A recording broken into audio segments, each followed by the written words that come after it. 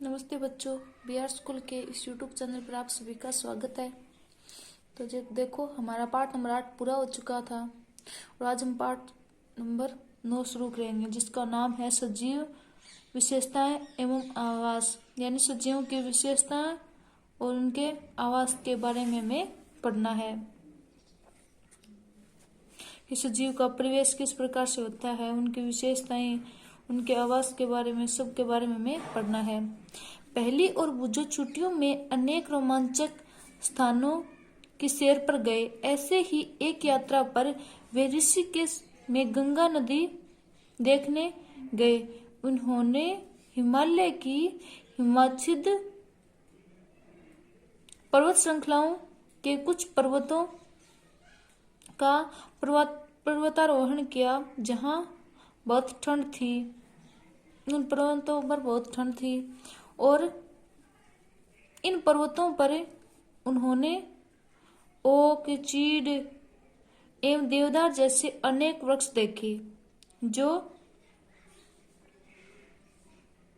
उनके मैदानी क्षेत्र के वृक्षों से बहुत अधिक भिन्न थे, जो उनके मैदानी क्षेत्र है उनसे बहुत अधिक अलग थे। एक और अभियान में उन्होंने राजस्थान की यात्रा की। एक ऊंट पर उष्ण मुस्तल भी घूमे। यहाँ से उन्होंने नागफनी के अनेक प्रकार के पौधे एकत्र किए।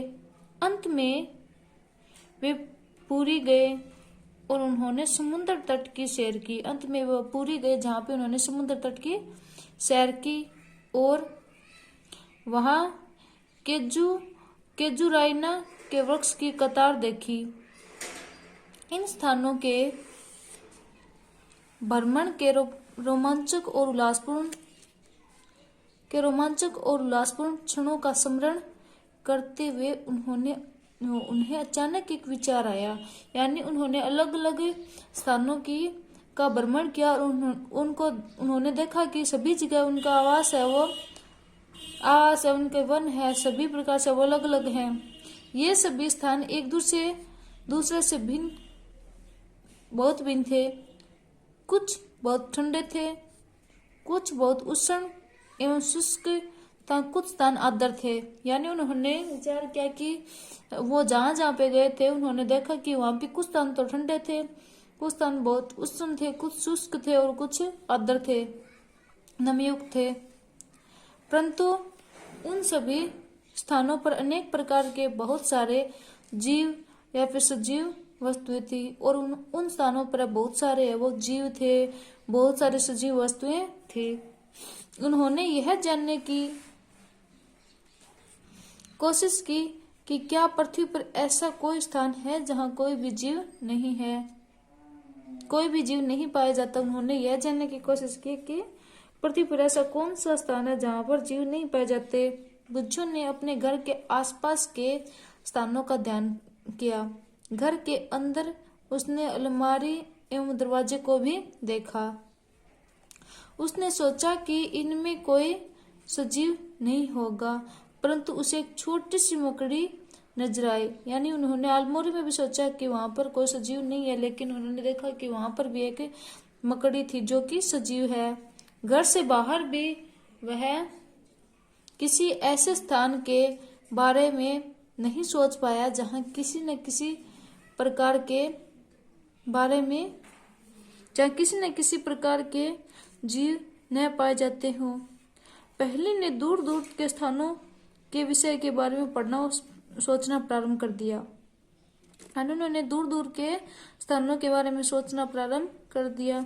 उसे पता लगा कि लोगों ने तो ज्वालामुखी के मुख या फिर मुहाने में भी सूक्ष्म जीवों को खोज निकाला है।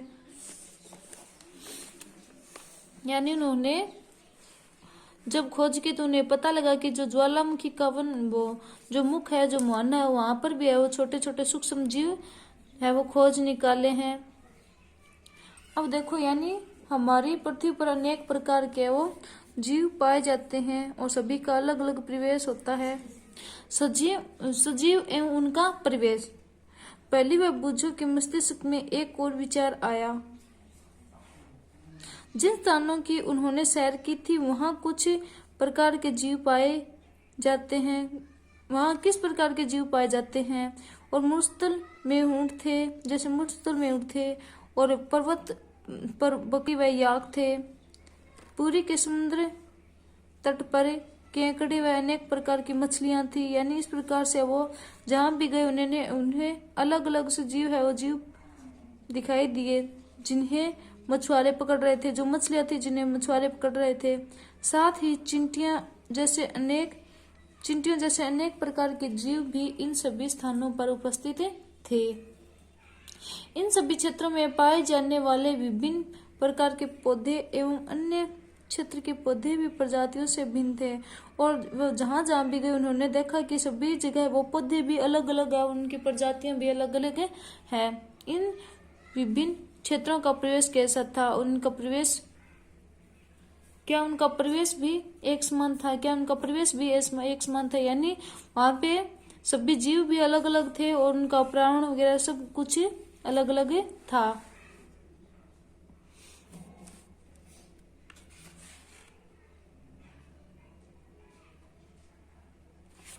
देखो जो आपको क्रियाकलाप दे रखा है जैसे नीचे।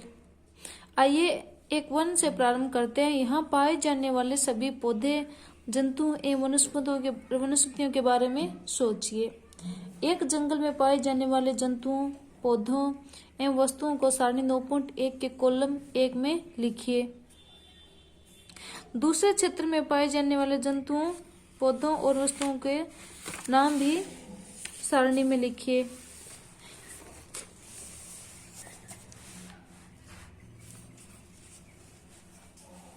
सारणी में लिखिए। और आप इस अध्याय में दिए गए उदाहरणों को इकट्ठा कर सारणी 9.1 में भर सकते हैं। यानी 9 पॉइंट नीचे आपको सारणी दे रखी है और वहां पे जो आप वन में गए थे, यानी वन में, पर्वतीय क्षेत्रों में, मरुस्थल में, समुद्र में और समुद्र स्थानों पर और अन्य स्थानों पर गए थे, वहां पर आपको जो जीव, जो वनस्पतियां हैं, पौधे हैं, उन सब के बारे में आपको लिखना है कि वहां पर अलग अलग किस प्रकार से थे। अपने मित्रों, माता पिता एवं अध्यापक से भी इस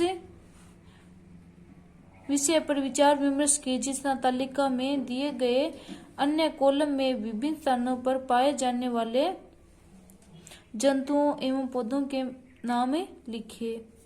और आप पुस्तकालय में उपलब्ध उन सभी पुस्तकों की सहायता ले सकते हैं जिसमें जंतु, पौधे एवं खनिज के विषय के बारे में जानकारी दी गई है। यानी नीचे आपको एक सारणी दे रखी है 9.1, जिसमें आपको एवं जिन जिन स्थानों पर गए थे उनमें जो पौधे हैं, जो जंतु हैं, उन सब के बारे में लिखना है कि वहाँ पे किस प्रकार के पौधे, किस प्रकार के जंतु मिले थे। तो आज के लिए इतना ही, इसके आगे